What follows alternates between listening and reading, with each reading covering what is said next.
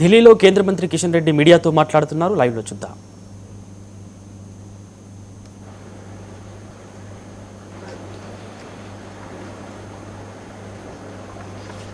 Bill ప్రవేశపెట్టినప్పటి నుంచి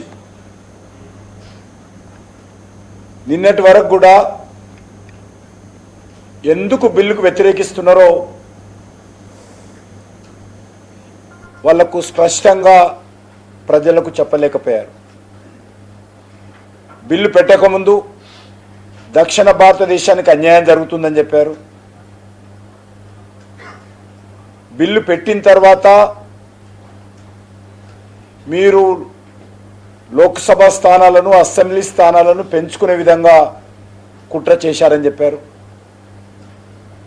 ఇది చాలా స్పష్టంగా కేంద్ర ప్రభుత్వము 50 స్థానాలు 50% పెంచుకోవాలనేటువంటి విషయాన్ని చాలా స్పష్టంగా చెప్పడం జరిగింది. ప్రతిపక్ష పార్టీల సమావేశం నిర్వహించి చెప్పాము. ప్రధానమంత్రి గారు స్వయంగా దేశంలోని అన్ని భాషలలో ఉన్నటువంటి పత్రికల్లో మరి వ్యాసాల ద్వారా దేశ ప్రజలకు వివరించేటువంటి ప్రయత్నము, అనేక టీవీ ఛానళ్ల ద్వారా ప్రకటనల ద్వారా ప్రజలకు వివరించేటువంటి ప్రయత్నము, లోక్సభలో అఖిలపక్ష సమావేశం ఏర్పాటు చేసి వాళ్లకు తెలియజేసేటువంటి ప్రయత్నము, కేంద్ర ప్రభుత్వం ఇంత స్పష్టంగా ఇది ఒక పార్టీకి సంబంధించిన అంశం కాదు, ఒక ప్రభుత్వానికి మాత్రమే సంబంధించినటువంటి అంశం కాదు, అన్ని పార్టీలతో సహకారం కావాలి అని అందరికీ తెలియజేసి అందరి సహకారం ఉండాలనేటువంటిది ఉంటుందనేటువంటి ఆకాంక్షతో బిల్లు ప్రవేశపెడితే కాంగ్రెస్ పార్టీ దాని మిత్రపక్షాలు మరొకసారి ఈ యొక్క కుట్ర చేసి ఈ యొక్క మహిళా రిజర్వేషన్ బిల్లు దానితో పాటు నియోజకవర్గాల పునర్విభజన బిల్లు అడ్డుకోవడం జరిగింది. ఇది మొదటిసారి కాదు.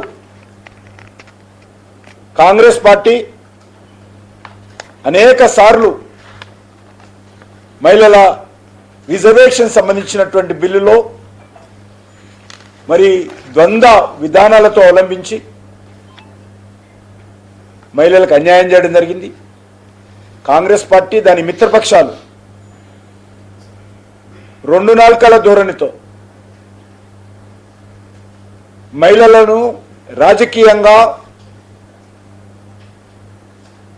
చైతన్యం చేసేటువంటి కార్యక్రమంలో, మహిళలకు రాజకీయంగా లబ్ధి చేకూర్చేటువంటి కార్యక్రమంలో మరి వెన్నుపోటు పొడుస్తూనే వచ్చింది.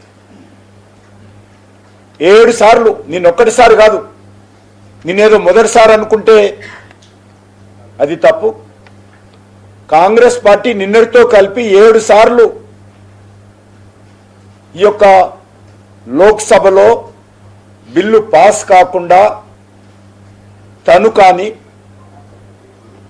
తన ద్వారా ప్రోత్సహించబడినటువంటి మిత్రపక్షాల ద్వారా కానీ బిల్లు పాస్ కాకుండా అడ్డుకోవడం జరిగింది. 1996లో దేవగౌడ గారు ఉన్నప్పుడు కూడా అడ్డుకోవడం జరిగింది. 98, 99, 2002లో వాజ్పేయి గారు ప్రధానమంత్రిగా ఉన్నప్పుడు ఇదే విధంగా కాంగ్రెస్ యొక్క మిత్రపక్షాలు అడ్డుకోవడం జరిగింది. మహిళా రిజర్వేషన్ బిల్లులను చించి స్పీకర్ మీద ప్రధానమంత్రి పైన వేసేటువంటి ప్రయత్నము ఆ రోజు కూడా కాంగ్రెస్ యొక్క అండతో మరి మహిళలకు అన్యాయం చేయడం జరిగింది. 8-10లో మన్మోహన్ సింగ్ గారు ప్రధానమంత్రిగా ఉన్నప్పుడు కూడా మరి కాంగ్రెస్ పార్టీ బిల్లు పెట్టడము, దాని మిత్రపక్షాలైనటువంటి సమాజ్వాదీ పార్టీ, ఆర్జేడీ పార్టీ ఆ రోజు కూడా మేము గిచ్చినట్టు చేస్తాము, నువ్వు ఏడ్చినట్టు చేయనే విధంగా ఆ రోజు కూడా అడ్డుకోవడం జరిగింది. మళ్ళీ నిన్న అనేక రోజులుగా ఉన్నటువంటి పునర్విభజన జరగాలని చట్టంలో ఉన్నప్పటికీ చట్టంలో ఉన్నటువంటి బిల్లును పాస్ చేసేటువంటి ప్రయత్నం చేస్తూ ఉంటే మరి ఇటు పునర్విభజన చట్టము, ఇటు మహిళా రిజర్వేషన్ చట్టము దానికి తీసుకొచ్చినటువంటి సవరణలు మళ్ళీ నిన్న వ్యతిరేకించడం ఏదైతున్నదో కాంగ్రెస్ పార్టీ యొక్క నిజ స్వరూపం మరొకసారి బయటపడిందని సందర్భంగా మనవిస్తున్నాం. ముఖ్యంగా దక్షిణాది రాష్ట్రాలకు మరి పునర్విభజన జరిగినట్లయితే అన్యాయం జరుగుతుందని చెప్పి మరి కాంగ్రెస్ దాని మిత్రపక్షాలు ముఖ్యమంత్రులతో సహా చెన్నైలో మీటింగ్ పెట్టారు. మరి ఈరోజు దక్షిణాది రాష్ట్రాలకు నష్టం జరగకుండా నరేంద్ర మోడీ గారి నాయకత్వంలోని ప్రభుత్వము దక్షిణాది రాష్ట్రాలకు లాభం జరిగే విధంగా ఒక మంచి ఫార్ములా తీసుకొచ్చి దక్షిణాది ప్రజలకు మేలు చేసేటువంటి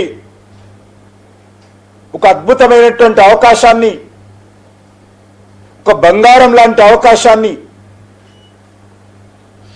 మరి ఈరోజు అడ్డుకోవడం ఏదైతున్నదో ఇది పెద్ద చారిత్రాత్మకమైనటువంటి తప్పిదం కాంగ్రెస్ పార్టీ చేసిందని మనం చేస్తా ఉన్నాం. దక్షిణాది రాష్ట్రాలకు మేలు జరిగేటువంటి అద్భుతమైనటువంటి అవకాశాన్ని నీరుగార్చిందని సందర్భంగా మనం చేస్తా ఉన్నాను. ఇది దక్షిణాది రాష్ట్రాలకు దురదృష్టకరం. మోడీ గారి పైన ద్వేషంతో కానీ, భారతీయ జనతా పార్టీ మీద ద్వేషంతో కానీ గత 3 పార్లమెంట్ ఎన్నికల్లో వరుసగా ఓడిపోతున్నామనేటువంటి బాధతో కానీ, అధికారంలో రాలేకపోతున్నామనేటువంటి నిరాశ నిస్పృహతో కానీ అనేక రాష్ట్రాలలో 100 సార్లు ఎన్నికల్లో 100 సార్లు అవి స్థానిక సంస్థల ఎన్నికలు కానీ, శాసనసభ ఎన్నికలు కానీ, పార్లమెంట్ ఎన్నికలు కానీ రాహుల్ గాంధీ గారు అధ్యక్షుడు అయిన తర్వాత లేకపోతే రాహుల్ గాంధీ నేతృత్వం వహించిన తర్వాత 100 ఎన్నికల్లో ఓడిపోయినటువంటి నిరాశా నిస్పృహలతో ఈరోజు మరి మోడీ గారి మీద ద్వేషంతో మహిళలకు, దక్షిణాది ప్రజలకు మేలు జరిగేటువంటి ఈ అద్భుతమైనటువంటి అవకాశాన్ని అడ్డుకొని అన్యాయం చేశారనే విషయాన్ని మనం చేస్తా ఉన్నాం. దక్షిణాది ప్రజలకు, మహిళలకు కాంగ్రెస్ పార్టీ నాయకులు క్షమాపణ చెప్పాల్సినటువంటి అవసరం ఉంది.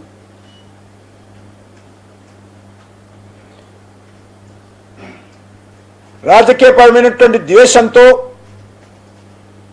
దక్షిణాది ప్రజలకు నష్టం చేశారు నిన్నటి బిల్లులను అడ్డుకోవడం ద్వారా మనం చేస్తా ఉన్నాం. ముఖ్యంగా రేవంత్ రెడ్డి, కేసీఆర్ తెలంగాణకు జరిగేటువంటి లాభాన్ని, సీట్ల పెంపకాన్ని కూడా వాళ్ళు కూడా అడ్డుకున్నారు. ఈరోజు రాజకీయాలలో రావాలనేటువంటి మహిళామణులకు,